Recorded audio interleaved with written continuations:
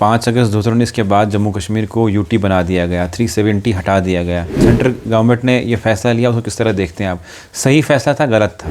ये तो गलत बात की है और यहाँ के लोग नाराज़ हैं। अगर मरकज़ को परवाह नहीं है इस बात की कि यहाँ के लोग नाराज़ हो गए हैं तो वही सही। उनको ये भूल है कि यहाँ के लोगों ने वो कबूल किया। अब वाजपेयी जी के साथ मोदी जी का कोई मुकाबला नहीं हो सकता।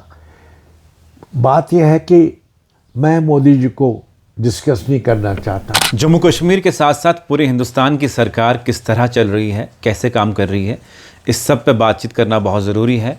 और मेरे साथ हैं सैफुद्दीन सोज साहब, जो राज्यसभा के 3 बार मेंबर रहे हैं और मेंबर पार्लियामेंट लोकसभा 2 बार रहे हैं और 2 बार यूनियन कैबिनेट मिनिस्टर रहे हैं।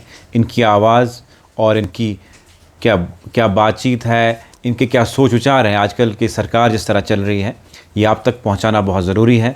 हम सोज साहब से बात करने के लिए आए। आपका बहुत बहुत शुक्रिया, आपने हमें अपना वक्त दिया। जैसे मैंने शुरुआत में कहा कि जम्मू कश्मीर के साथ साथ जो हिंदुस्तान की सरकार चल रही है, इस पर बातचीत करना बहुत ज़रूरी है, क्योंकि आप सेंटर में रह चुके हैं, जम्मू कश्मीर की सियासत को अच्छे से जानते हैं, समझते हैं। किस तरह देखते हैं आज की हालात और सियासत को, आप जिस तरह से सियासत चल रही है? तो मैं तो सरकार की बात को ज़्यादा अहमियत नहीं देता, लोगों के बारे में बात की जानी चाहिए।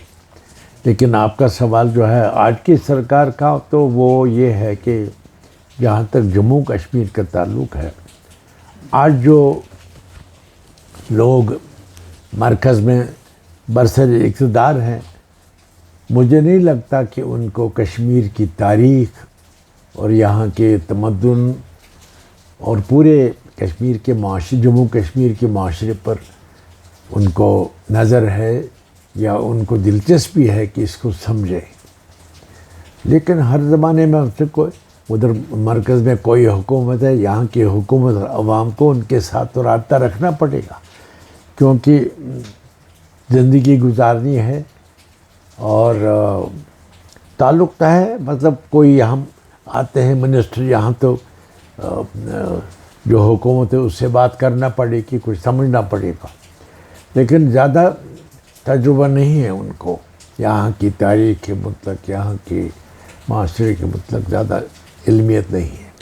लेकिन सोज साहब, जिस तरह आपने कहा कि जो नई दिल्ली की सरकार है, यहाँ पे कोई और सरकार है, आप सरकार का हिस्सा रहे हैं तब जब नई दिल्ली में भी कांग्रेस की सरकार थी, जम्मू कश्मीर में भी कांग्रेस की सरकार हुआ करती थी।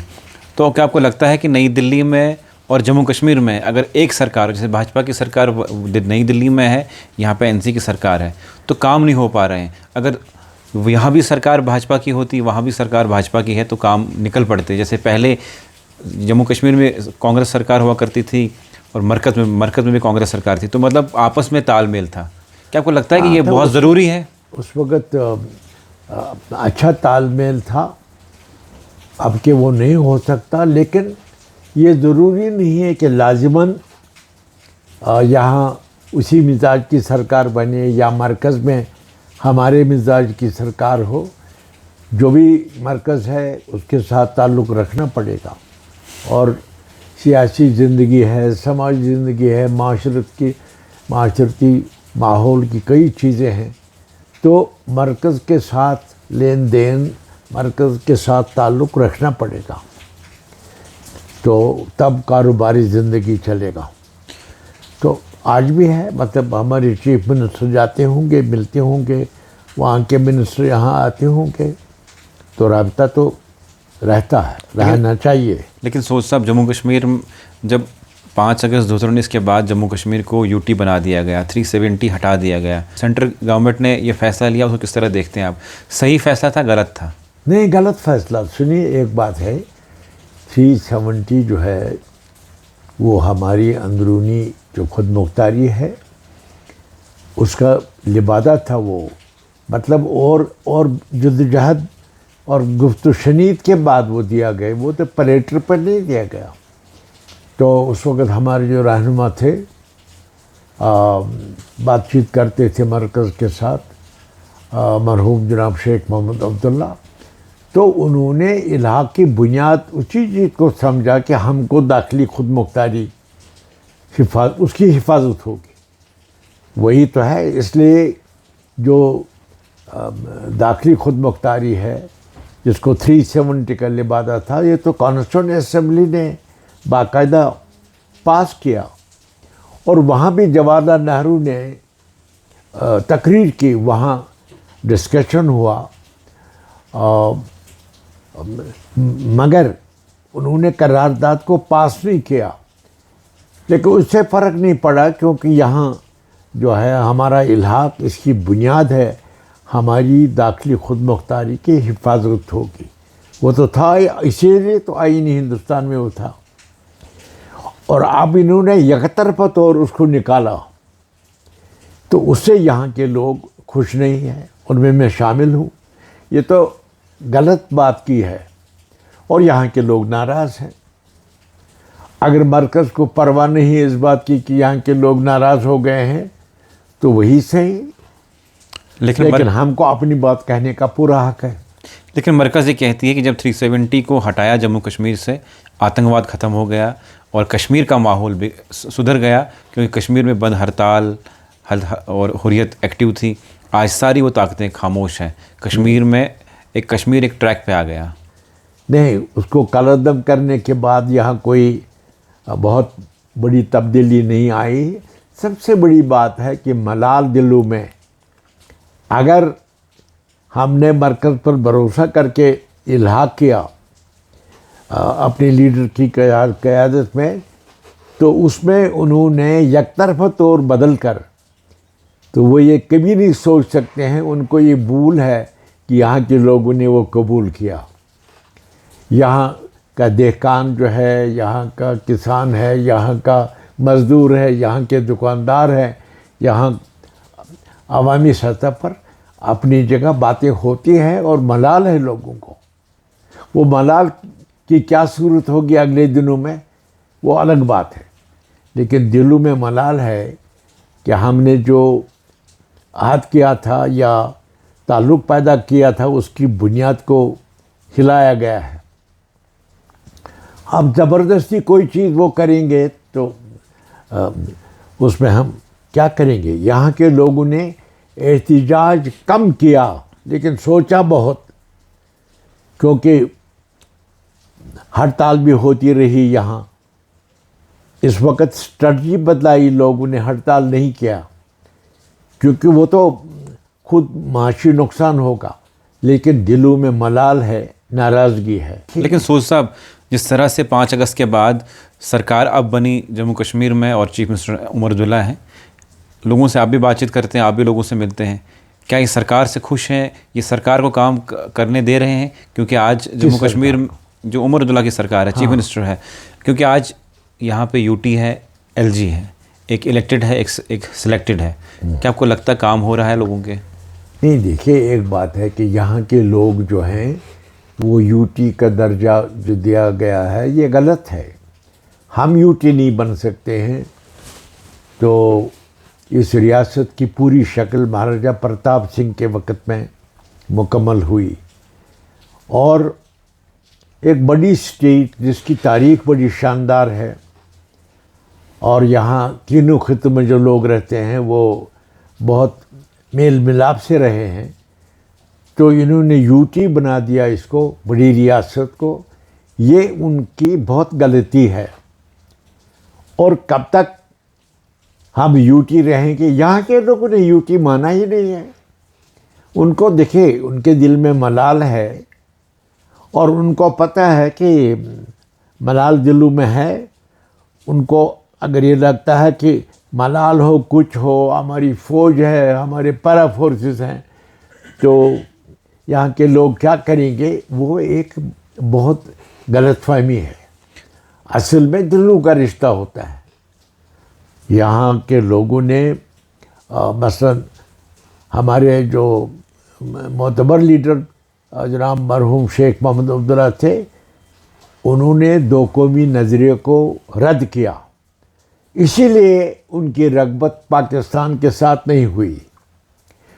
और उनको भी जब उनने यहाँ अमल दखल किया, यहाँ आए, शेख तसद्दुक़ हुसैन शेख साहब से मिलने आया, तो शेख साहब ने यही शर्त लगाई कि अगर हम पाकिस्तान का सोचेंगे तो आपको हमको दाखिली खुद मुख्तारी देना पड़ेगी।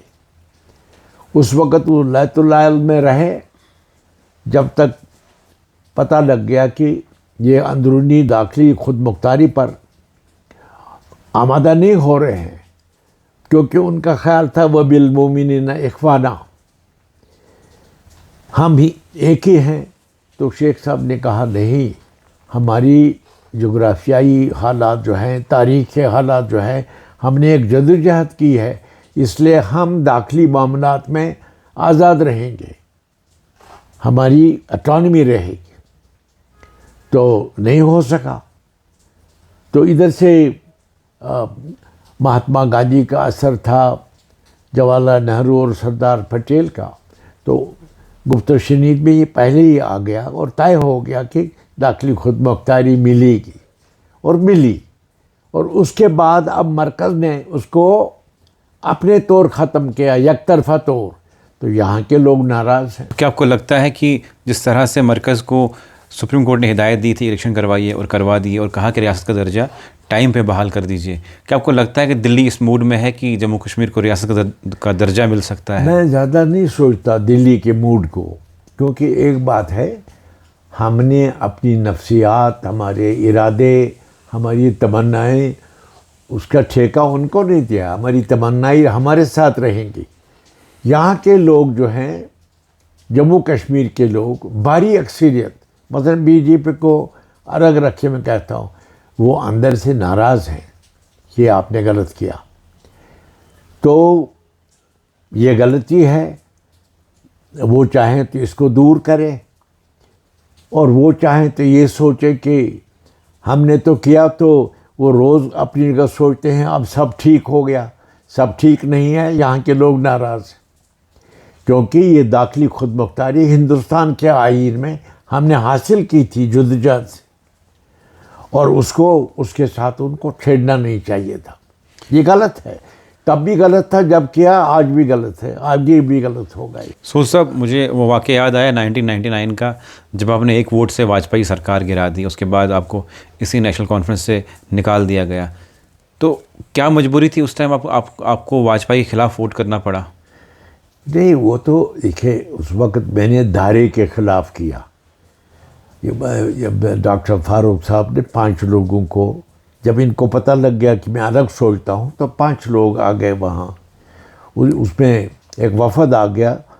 मैं 12 अकबर रोड पर रहता था, तो वहाँ आ गए। उस वफद में अब्दुर्रहीम राथर साहब थे, सागर साहब थे, वो जो डोडा के हैं सोहरवर्दी, यंग सोहरवर्दी।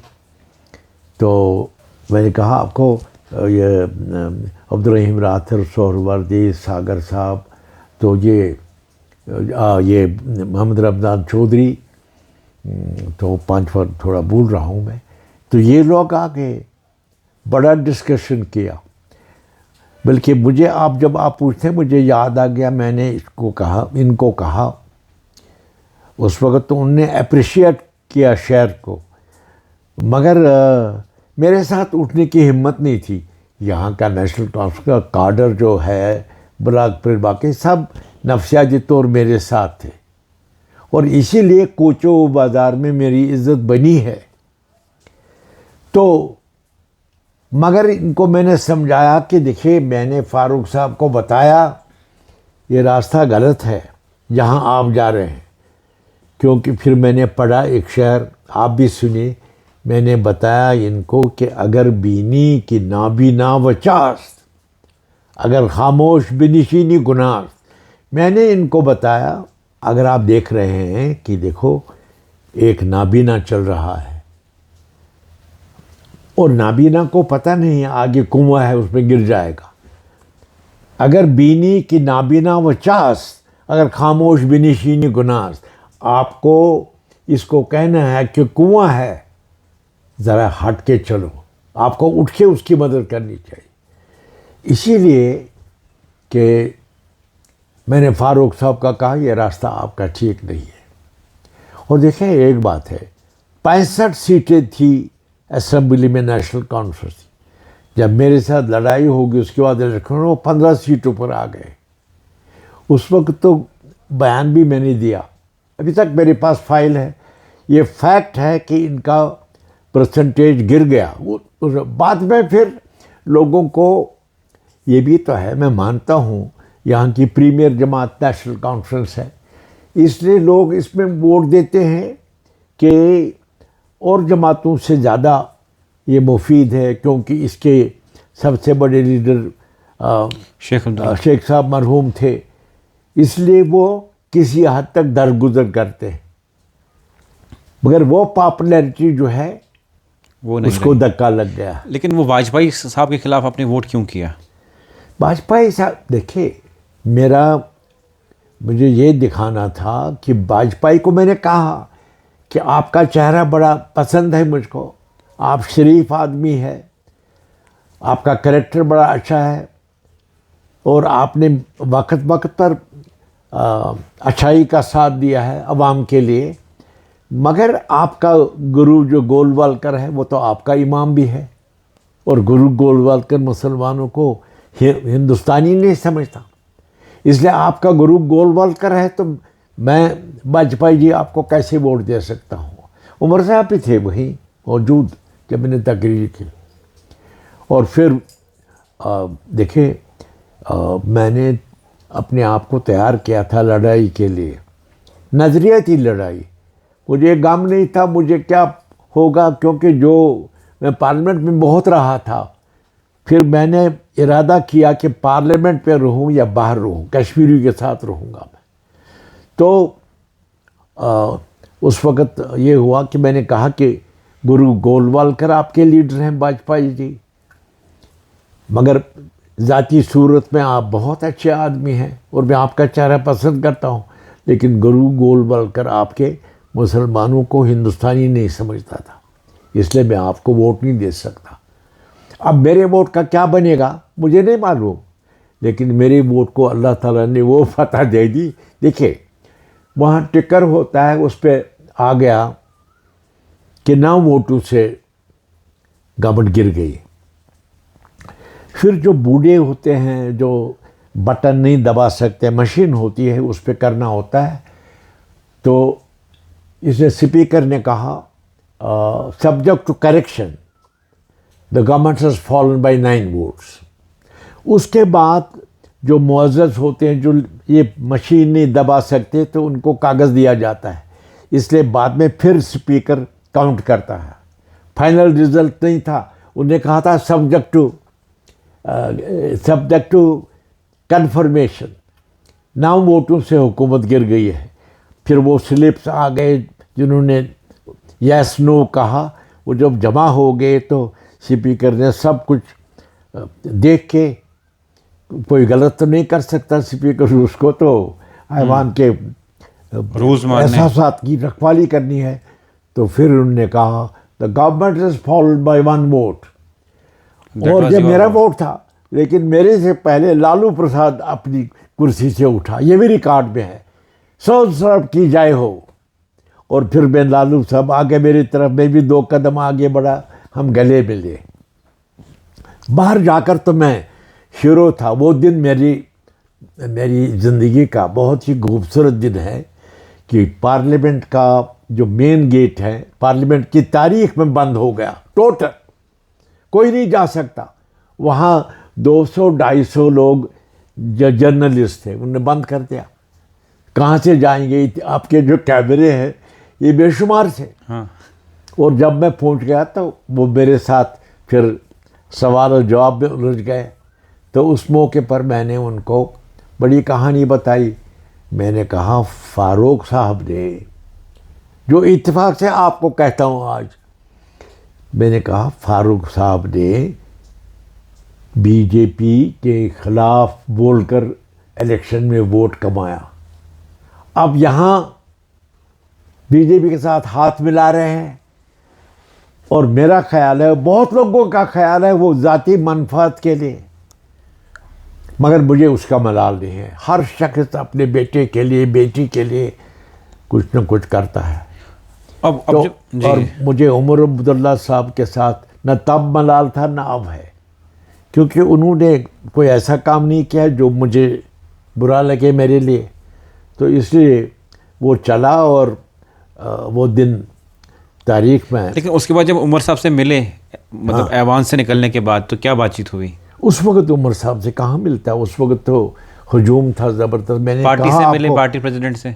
पार्टी तारीख में, ये लोकसभा की पार्लियामेंट की तारीख में, ये मैंने बाद में देखा, ये गेट कुलियतन बंद हो गया घंटा भर के लिए, कोई नहीं जा सका एमपी, उनको दूसरे गेट से बाहर जाना पड़ा।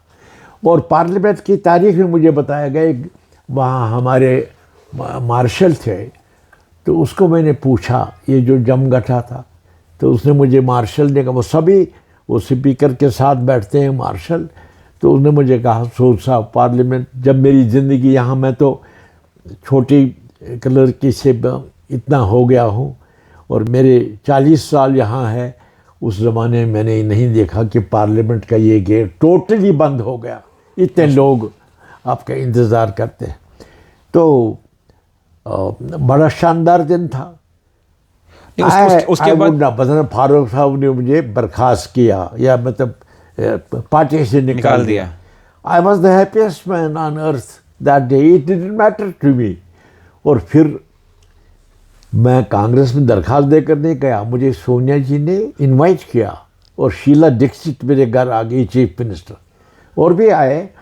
उन्होंने कहा कि मैडम आपके घर आना चाहती है, मैंने मना कर दिया। मैंने कहा कि शीला जी आप जाकर सोनिया जी को बताइए मैं ही मिलने आऊँगा, बताइए टाइम, मेरा ख्याल है 4:30 आऊँगा। वरना शीला जी यही कहती थी सोनिया जी आना चाहती हैं, कब आए। इधर बहुत लोग थे। शीला जी को खुद अपनी कुर्सी दरवाजे के पास थी, सारा कमरा खर्चा खर्च भरा था, बाहर भी लान में जर्नलिस्ट थे। तो शीला जी को मैंने कहा कि I will call on Sonia ji this evening. तो सोनिया जी ने मुझे बुलाया कांग्रेस में ज्वाइन करें। I was invited to join Congress, it is not कि मैं दरख्वास्त देकर गया। और कांग्रेस इज सेकुलर जमात है, इसलिए मुझको सूट करता था उस मौके पर। इसमें मुझे याद आ गया जी कि उसके बाद में जब मैं दिल्ली गया तो वो पूछते थे मुझे कि कब आएंगे आप, ज्वाइन कीजिए, बहुत ज़ोर लगा रहे थे कि आप ज्वाइन कीजिए। 8 महीने मैंने ज्वाइन नहीं किया, आई वेटेड, ताकि कश्मीर के लोग ना समझे मैं मांग रहा हूँ और इतना भूखा हूँ। मैं for 8 or 9 months I didn't join anywhere. तो मगर सोनिया जी ने मुझे बुलाया, जैसे सेकुलर पार्टी मेरे लिए बड़ा अच्छा था, लेकिन उन्होंने मुझे बाकायदा बुलाया कि ज्वाइन कांग्रेस, इनवाइटेड मी। लेकिन आप ये बताइए कि जब तब के वाजपेयी साहब और आज के पीएम मोदी साहब किस तरह देखते हैं, इनका क्या डिफरेंस है? आसमान ज़मीन का फ़र्क है। इनकी क्या सोच है कश्मीर के लिए, क्या रीड किया आपने? नहीं, ये मुकाबला करना ना इसका मोदी जी का, हर शख्स में कुछ सिफतें अलग होती हैं, लेकिन इंसानी लिहाज से, पॉलिटिकल शख्सियत के लिहाज से वाजपेयी जी के साथ मोदी जी का कोई मुकाबला नहीं हो सकता। बात यह है कि मैं मोदी जी को डिस्कस नहीं करना चाहता, लेकिन वाजपेयी जी के बारे में बात करूँगा। उनका दिल बड़ा खुला था, पढ़े लिखे थे, और वो जो है उनको आदमियत, जो अल्लामा इकबाल ने कहा, आदमियत एहतराम आदमी, बाखबर शो अज़ मकाम आदमी, इस पर वाजपेयी जी बहुत चलते थे। उनको नहीं पता था इकबाल का शेर है, मगर उनकी देखिए बात बात में यही था कि बहुत आराम से बोलने वाले, बहुत कदर करने वाले, और अगर दुश्मन भी है उसके साथ खुशगवार तरीके से मिलने वाले। तो कोई मुकाबला नहीं होता शख्सियत में। आप ये बताइए कि जब पहलगाम में अटैक हुआ और पाकिस्तान ने जवाबी कार्रवाई दी, आपने एक बयान दिया था जिसमें आपने ये कहा कि बातचीत से ही मसला हल होगा। उस पर काफ़ी कंट्रोवर्सी खड़ा हुई थी। क्या आपको लगता है कि बातचीत करना ही ज़रूरी है? हाँ, वो तो उस पर तो मैं डटा हुआ हूँ। ये जो जंग जदल है, इसमें ये गलत रास्ता है। पाकिस्तान और इंडिया की लड़ाइयाँ होती रही हैं, तो दोनों ने अपना करतब दिखाया बॉर्डर्स पर, मगर जंग के ज़रिए कोई फैसला नहीं हो सकता। आराम से बातचीत के ज़रिए होगा। शायद मेरा ख्याल है कि पाकिस्तान को नीचे दिखाना जंग के ज़रिए पॉसिबल नहीं होगा। न पाकिस्तान इंडिया को नीचा दिखा सकता है। इसलिए सिर्फ बातचीत का दरवाज़ा खुला है। अभी जो इंडस वाटर ट्रीटी का मामला है, ये भी बातचीत से होगा। आज नहीं तो कल बातचीत से होगा। मैं उनके साथ आवाज़ नहीं मिलाता जो ज़ोर ज़बरदस्ती की बात करते हैं। I am a democrat practically. I know history, I know the political nuances of the game, so I have convinced myself and I will tell you one thing, neighbourhood को बदला नहीं जा सकता। ये तो पाकिस्तान के लीडरों ने भी माना। अभी पहलगाम से पहले वो बोलते थे बातचीत बेहतरीन रास्ता है, और जो बॉर्डर की स्कर्मिशेस है, ये तय हो गया है हमारी तारीख में कि बातचीत से करेंगे, और बातचीत के बगैर दूसरा रास्ता खुला ही नहीं है। लेकिन और मैंने आपको बताया पाकिस्तान अब न्यूक्लियर पावर है, इंडिया भी न्यूक्लियर पावर है। लेकिन सोज साहब, जिस तरह आपने कहा कि बातचीत से मसला हल होगा, डॉक्टर फ़ारूक अब्दुल्ला भी ये कहते रहे कि बातचीत से ही मसला हल होगा, लेकिन पहलगाम के अटैक के बाद उन्होंने कहा कि अब पाकिस्तान बातचीत की ज़ुबान नहीं समझता, उस पर हमला बोल देना चाहिए। वो तो फारूक साहब की बात है, मुझे कोई मजबूरी नहीं है मैं उन पर, शायद उन्होंने ठीक नहीं बोला, मगर मैं इस पर तबसरा नहीं करूँगा। चलिए, बहुत बहुत शुक्रिया मेरे साथ सैफुद्दीन सोज साहब बात करने के लिए थी। इनकी आवाज़ आप तक पहुंचाना बहुत ज़रूरी था। क्या कहना है इनका कश्मीरियत के बारे में, और जिस तरह से हालात बने हैं उस सब पे बातचीत की। आपका क्या कुछ कहना है कमेंट सेक्शन में ज़रूर लिखिएगा।